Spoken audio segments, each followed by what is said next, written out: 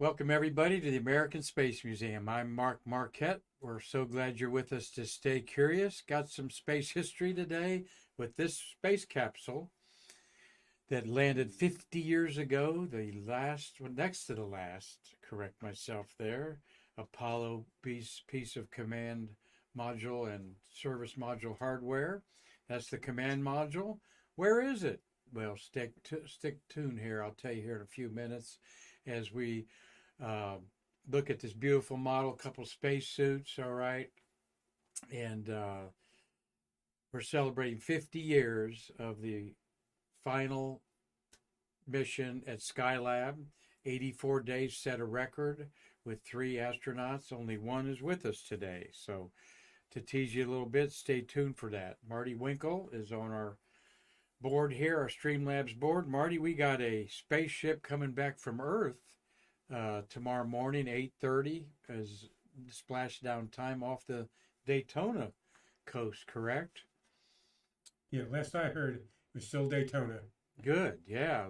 That's the Daytona 500. Going to happen Saturday or Sunday. So a lot of big doings there because those astronauts are going to get plucked out of the Atlantic Ocean and taken back to Houston. I don't think they're coming back to Kennedy Space Center. I think they take them to Houston. Maybe they'll take them over here because it's so close. Give them a quick physical check, and then going back to their respective countries. Four foreigners there. Lopez Allegra, the commander, is also an American citizen but born in Spain. So there's my Skylab 3 label there. Skylab 3 was the official uh, insignia that you see there for Carr, Gibson, and Pogue, and Jerry Carr, Ed Gibson, and Bill Pogue. But as Marty well knows, because he was an engineer, there were actually three. Some of you call it Skylab 3, some of you call it Skylab 4. Here is the Skylab badges for the firing room. You started out with number 1, Skylab 1, what the engineers called the Skylab orbital vehicle itself. Orbital Workshop, OWS was its original name, then changed to Skylab. Skylab 2 was the first crew of 3 going up. Skylab 3 was the second crew going up, and Skylab 4, the engineering world called the crew that the patch calls it 3, the media calls it 3. So I Googled where is Skylab 3 to see what came up, and it gave me the second crude module, not this one. So when I Googled where is Skylab 4, I knew where it was. I just wanted to do a fact check there. It showed us this place here, and that place is the Oklahoma Science Museum, a beautiful science museum I've been in several times, and it's just about 40 miles west of or east of the Tom Stafford's birthplace of Weatherford, Oklahoma. And I know that that's a Tom Stafford Apollo suit that he used for training. Not sure what the other one there and the gloves are there, but Oklahoma City Space Museum, Science Museum is really a good one, and they've got a lot of space artifacts in there. And then 40 miles down the road on I-440 is a fabulous museum of the General Tom Stafford. Talked with someone that knows Tom Stafford very well. He's 93 years old, I believe, is in pretty good health. He had a little health setback a few months ago, but he's been in rehab and getting out on his own.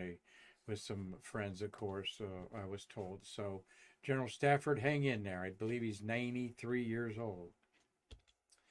Well, this is Black History Month in America, and we want to feature African American astronauts and other space workers throughout the month. And this month, we've chosen 3 astronauts, didn't necessarily fly in the month of February, but we're going to quickly profile a couple of the 17 African Americans who flew on American spaceships. And first up is Alvin Drew. And Air Force Colonel Alvin Drew, was born November 5th, 1962. So he's 62 years old, born in 62. 25 days in space on 2 missions, STS-118 and the final flight of Discovery, 133. We see Alvin every day as we walk by our shuttle consoles, and we have a continuous reel of the 133 launch and landing. Marty, you got a question? No, we have a Or comment from Robert Lloyd. He says he's doing a talk about Skylab for Airdrie, if I pronounced that correctly, Astronomy Association tomorrow night. Oh, is he? All right, Robert, up there in Dundee, Scotland. All right, you tell him about our wonderful Skylab astronauts that broke the record that stood for about 4 years, I believe, until the Russians beat it on the Mir space station. Thank you, Marty, for chiming in that comment. And Robert, good luck with your talk. There's a little bit about Alvin Drew there. 2 shuttle missions, 25 years of service in the Air Force. He grew up in Brooklyn, Washington, D.C. area. Spent his early years, he was born in Washington, D.C., spent his early years in Lanham, Maryland. Then the family moved back to Brooklyn, Washington, D.C. He spent, I've seen what his dad was doing, if he must. He is one of the Embry-Riddle Aeronautical University degrees up there where Nicole Stott came from, and Ron Guerin also. That Embry-Riddle is just about, not even 40 miles from here up in Daytona. And Marty's nodding, yep, that's about the distance up there. Drew knows how to fly over 30 types of aircraft, and he was chosen in July 2000 as an astronaut. Of course, they always work Capcom. He also went to Yuri Gagarin Cosmonaut Training Center in Star City, overseeing the U.S. operations there for a year as the director. All right, good for you, Alvin Drew. 118, he actually replaced Clayton Anderson on the flight there, and then he was mission specialist on 133, the final flight of Discovery. He conducted 2 spacewalks. Let's see what other pictures I got of Alvin Drew. There he is with crewmate Katie Coleman, getting ready for that spacewalk at the International Space Station. Somebody's holding a good Nikon camera there as he's got his arm around her there. I like that. If y'all don't know Katie Coleman, well, she is a Facebook monster and almost shares every day what's going on Facebook. And gosh, who's that behind her? He's the next male American going to space. Oh, somebody will chime in who that is in the upper right with the glasses there. Well, he's actually on the next Crew 8 going up, and can't bring it to my head there. I know how to look up. He was on 133, so the 133 astronauts. Where's my scroll? Yeah, let's get the scroll out, Mark. The shuttle scroll here, and we'll see who's in that right-hand corner there. Let's see. 133, that was Lindsay. No, Barrett. Barrett's the astronaut there in the right-hand corner. And Barrett's going up on Crew 8 there. So 133 had Lindsay, Bo as the commander pilot, then Drew, Bowen, Barrett, and Nicole Stott there. So there is Nikki with Drew up there in the Discovery on its last mission. And Nikki'd already been up on the International Space Station there. She's a great friend of our museum. Drew became the 200th person to walk in space. And that's something he can hang his hats on. He co-founded the Patty Gray Smith Fellowship, a branch of the Brooke Owens Fellowship, intended to provide resources for African American undergraduate students pursuing careers in aerospace. So there's one of our African American astronauts that's done a lot of good things as we celebrate Alvin Drew and Black History Month. And the next African American that we want to celebrate is a real favorite of a lot of people, Leland Melvin, born February 15th. So we're going to be celebrating his birthday next week. He was born in 1964, so he's going to be 60 years old. 24 days in space for Leland, born in Lynchburg, Virginia. All right. And there he is with Travis Thompson, Triple T on the right, putting that glow stick in his pumpkin suit there. And who's the other? Is that African American in the background that he flew with? Is well, my brain's not ticking today, and I'm not dressed in any spacesuit or space paraphernalia today because I've had a board meeting and some business to take care of today. So excuse me while I'm trying to get my head back in the game here. Oh, who is that in the background? I can't remember. Here's a cool fact about Leland Melvin there on the International Space Station. Leland's got 23 days in space, 2 missions, STS-122 and 129. He went to school in Richmond and went to the University of Richmond on a football scholarship. And he was the team captain and had the records for receptions as a wide receiver, 198 and 2,600 yards and 16 touchdowns from his career from 1982 to 1985. And Leland was drafted by the Detroit Lions. There he is doing something he loves. He's also on Facebook a lot. If you're a Facebooker, you want to like him. He's always showing a lot of pictures of things he's doing. And a lot of it has to do with educating kids. Look at that kid looking up at that experiment he's doing there. He's published 2 books, Chasing Space, An Astronaut's Story of Grit, Grace, and Second Chances, and Chasing Space, Young Reader's Edition. So he plays piano. He was featured on several National Geographic space documentaries. But what everybody loves is seeing him with his Ridgeback dogs there. They're called Ridgeback. Oh, what's the name of that dog, Marty? A Ridgeback. Someone will chime in there. And yes, you got a question or comment? Well, Bill Wadding will probably comment on the dog. But anyway, Carlton Bailey said he went to University of Richmond also in the 1970s. Well, did you graduate, CB? No, teasing you there. He did go to the University of Richmond there. And the Richmond's famous for a lot of things. I'm a writer, so Edgar Allan Poe comes to mind there. Those are called, Ridgeback, not Chesapeakes. Again, my brain's kind of not working very well today, so please excuse me. But one thing about this picture, you're going to hear from our suit tech in Houston, and she was freaked out when these dogs came into the studio there to be photographed. Of course, I'm talking about Sharon McDougal. You're going to hear about Sharon McDougal here in a minute. Yes, Marty, they are It's a Rhodesian Ridgeback. Rhodesian Ridgebacks. Okay, that's it. Rhodesian Ridgeback. That's his favorite dog. Sharon Caples, you're going to see a picture of her here in a minute. She said that not only did he have to get special clearance at Johnson Space Center to allow these dogs in, but she was worried their nails were going to tear into the spacesuit because these are not like costume spacesuits. These are spacesuits that they're going to train in or wear in space. So, but you see that picture a lot. And like I said, if you're a Facebooker, go check out Leland Melvin's Facebook posts. He's on there quite a bit there. So he's retired, of course, and went into writing.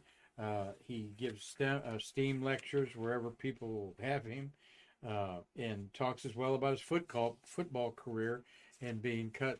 He wasn't cut by the Dallas Cowboys.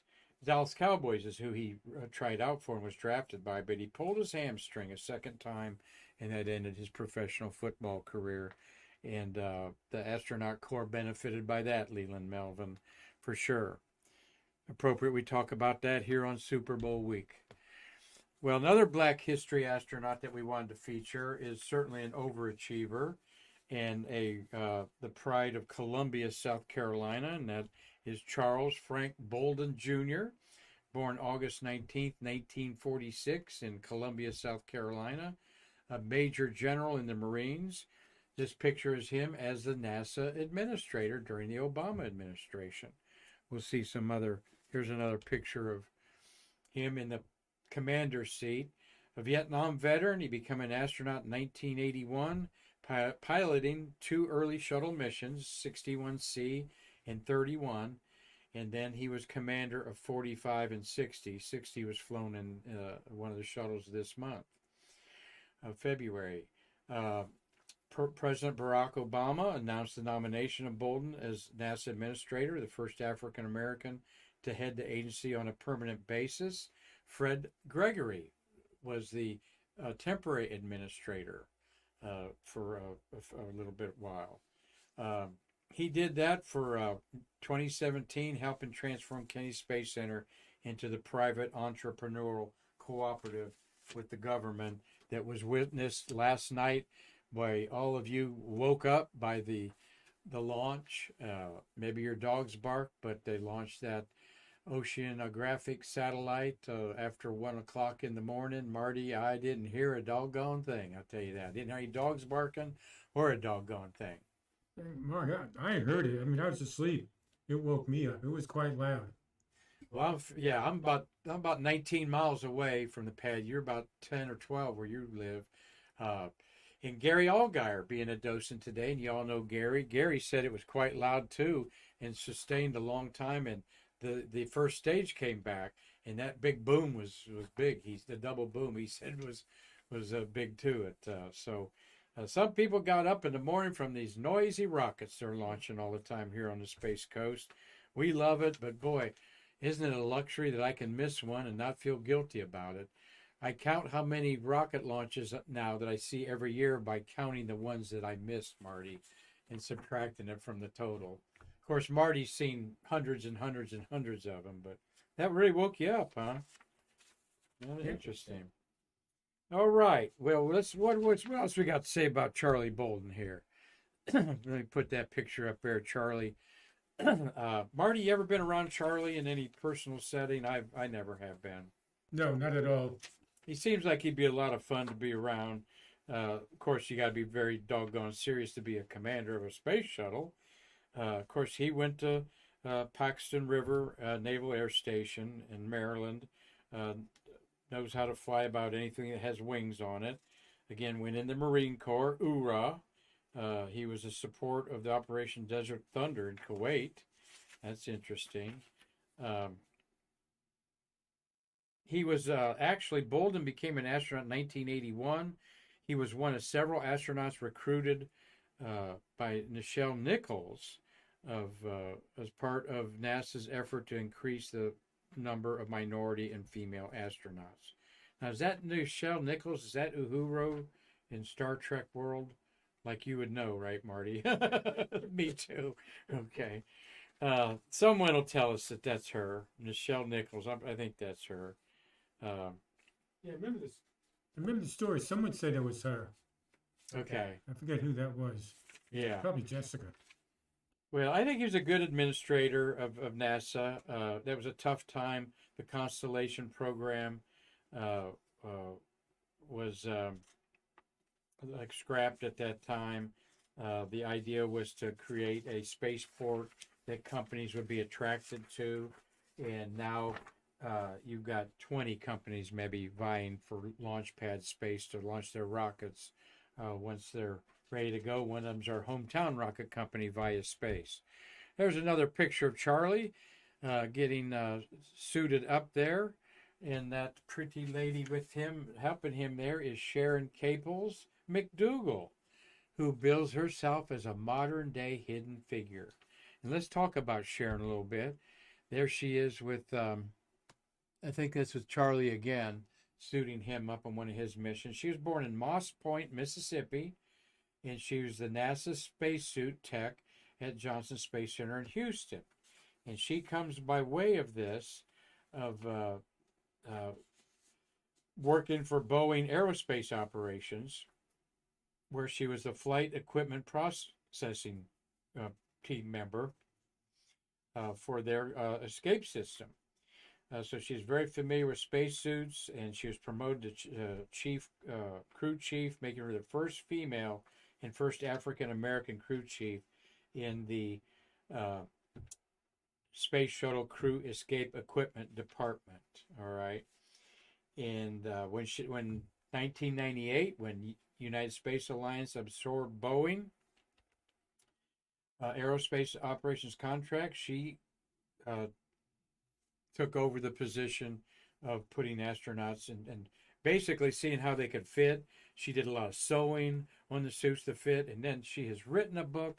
And boy, we love her for promoting STEAM education with her book, Suit Up for a Launch with Shay. Shay, her alter ego there in this cute little book that Sharon is promoting all over the country. Occasionally we put some pictures of her on our Facebook doing her thing. Yes, Marty. Yeah, Nick Seidler confirmed that Nichelle Nichols played Lieutenant Uhura. Well, I'm not talking well today either, Mark. You and me both. It's in the that rocket, puts stuff in the atmosphere here that messes with people's minds, I think, right? Thank you for confirming that. I thought that was it, but on a day where I've been around a meeting of 20 some museums here in Brevard County, I'm a little bit foggy, but we're loving doing this today. We love promoting Sharon. We're going to have her on Stay Curious, her next visit here. She's a great friend of Dolores Abrams, another wonderful African American that worked the operations and checkout building, managing astronaut quarters in the kitchen. So, well, everybody knows Mae Jemison. Oh, here's was the first astronaut. This is the lady that put her in her suit. So how cool is that? We'll show you a picture of that. There's kind of a professional picture that Johnson Space Center made of Sharon. And that's her Facebook page. Know her name, know her story. Sharon McDougall, modern day hidden figure there. And as rightfully so, she should be proud of the things that she pioneered by putting the first African American in space. A Guy Bluford there wrote there. Looked like they had a big black pen there for him to write with. But I mean, that is so, you can't make that stuff up. An African American suiting up the first African American. And what a pleasure she had doing that. And here she is with Mae Jemison, the first black woman to travel to space. And many don't know that a black woman suited her up for her flight. She also she suited them up, not in the white room. Let's correct that. She suited them up for their fit in their photos in Houston. And I don't think she came over to the white room not the white room, Marty, the crew quarters, the suit room to suit them up. But she certainly had a hand in it. There she is, looks like she's sewing something. We've had interviews with her on Stay Curious via Google Meets or Zoom, so you can check that out. And I'll try to replay that one. She worked the space program for 22 years, all right, and had a lot of fun, all right. There's Crew 60, I think, that flew to space. No, that's I take that back. That's 48. That's the Mae Jemison flight. Brown's the commander there. And so they have this big photo session, and these are all the people that are involved in the photo session. The suit techs, the film guy, the photographer, the lighting guy. You've all seen these pictures. And they always have a funny shot taken or a light moment there. So we're like sharing that light moment with you. And another light moment with Sharon McDougall, suit tech, is this poster that we have hanging in our workers gallery that Tom Jones got to see in person when we had him in here on the far right. Marsha Ivins is on the left. Kerbeam's in the center there. You've got, who's the other two astronauts? That's going to blow my mind. Again, 98, STS-98, I believe that was. Cockrell is the short guy in the middle. That's the commander. And Polanski is the other person there. And Kerbeam, or Kirby they called, or Beamer they called him, is the African-American on this flight, STS-98. that took off on February 7th. All right, we're going to be celebrating that one. That was yesterday's launch of Atlantis with the Destiny Lab. Well, she had a point of doing this picture too, Sharon did, and got in on the act with them there in this fuzzy picture there, even putting a temporary tattoo on herself there. So, well, that's our celebration of African Americans. This we'll be doing some more of them and other figures in the space business that you need to know. I'm going to bring in some of my friends that are in the space business here so they can share with you their African American perspective of working in the space business. Going to have to get Art Edwards on here, Marty. You know, Art's a good friend of ours. We've had him on several times. He's writing a book on African Americans at Kennedy Space Center. But we'll make this comment, Marty, and I know you'll, Art, who worked out there, 30 years? You know, he said you didn't, once in a while you'd hear the N word, but he really feels that it was a great workplace where everybody was treated equally, men, women. Now, the women will quit in the behind the scenes will say that they were held back on some of the promotions and so forth, and they were until they had to point it out to their leaders that they were qualifying for these tests and so forth, just along with the males, and nobody was being chosen. But Marty confirmed for me there that there wasn't a lot of racism at Kennedy Space Center, is what we're trying to say. And Art Edwards, an African American, has told us that. Yeah, I was out there for 43 years, Mark, and I've never witnessed any racism, which doesn't mean it didn't exist in some areas, Yeah. but I personally never witnessed any.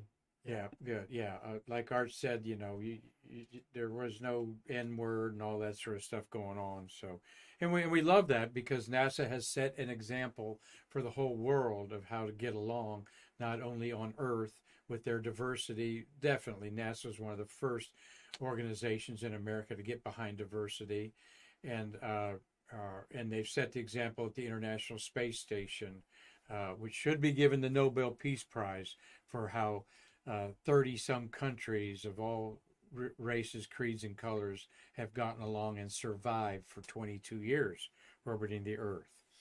Well, let's talk about something dear to our heart that orbited the Earth 50 years ago and splashed down 50 years ago, and that is, of course, the Skylab third crew up there.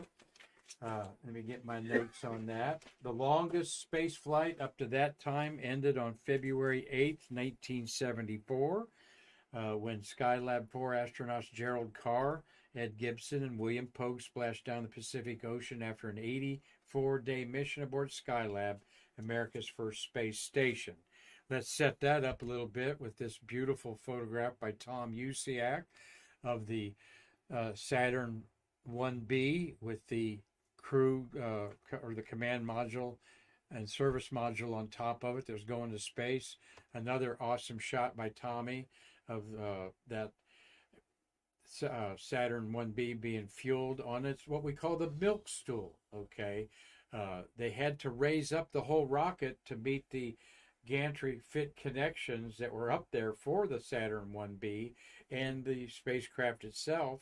Like the White Room and the umbilicals. Yeah, the LUT. Yeah, thank you, Marty. The launch umbilical tower.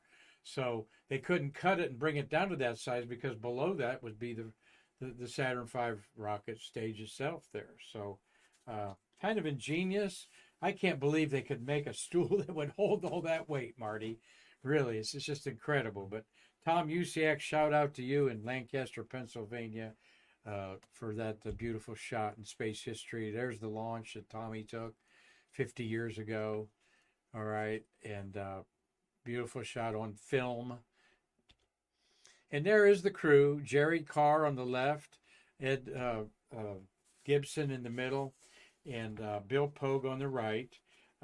All three of them know our museum very well because of our godfather, Charlie Mars, who was involved with the astronauts as a NASA manager. But we've lost Jerry Carr. He lived to a ripe old age of late 80s. A couple years ago, he passed away. Bill Pogue passed away. But Gibson, at age 87, is the only crew member alive to talk about the story. And he's quite, he doesn't do a lot of speaking engagements. We've tried to effort him on this program, and to no avail. He likes keeping his privacy. He doesn't mean he doesn't do things. But let's talk about their mission a little bit there. And of course, their suit there that they're wearing, we have on a mannequin here that we call Bob Smeat. It was the Skylab medical experiment altitude test that Bob Crippen and two other astronauts, Thornton and Bobco, were the three astronauts that did that. And we've got that same suit that they wore on display here. There's the splashdown. Let's see, where am I at with the picture? Yeah, this splashdown happened 50 years ago. And of course, the capsule's upside down when it lands. It landed very close to the aircraft carrier. And then they had these balloons that flip it over. And there's the frogmen to get the guys out safely. And kind of a rare shot. You see the astronauts on their flight deck after 84 days in space sitting there. The medical team's got masks on. They don't. Of course, left to right is Pogue. And Gibson and Carr. That's Gibson on the left. I'm sorry. Yeah, that's Gibson on the left. Carr and Pogue grew beards up in space, obviously, you know. And so I thought that was kind of cool. They spent Christmas up there, made a tree out of their tin cans of food. And just in case you forget, there is the wonderful orbital workshop. The telescope mount you see on the left. They misspelled Apollo on that poster. Are you kidding me? 2 P's? That's a NASA poster, Marty. I never noticed that. Well, the telescope mount was the real heart of the science, where for the first time we were using telescopes above the atmosphere to look at our most important star. And Ed Gibson had a degree in astronomy, particularly solar physics, and he wrote a book about some of the discoveries there. That's what I'd like to talk to him about, but I'd also like to talk to him about 2 books that he wrote. One is called Reach, 2 novels he wrote, Reach, and I'm reading that one right now, and In the Wrong Hands is the other one. And they both read like novels of James Bond, like a thriller in outer space. So if you want some good reading, go to Ed Gibson's Reach was his first book, and In the Wrong Hands is his second book. And I'll just tell you that his friend Charlie Mars, our godfather, told me that he read the first book, and Ed asked how it was, and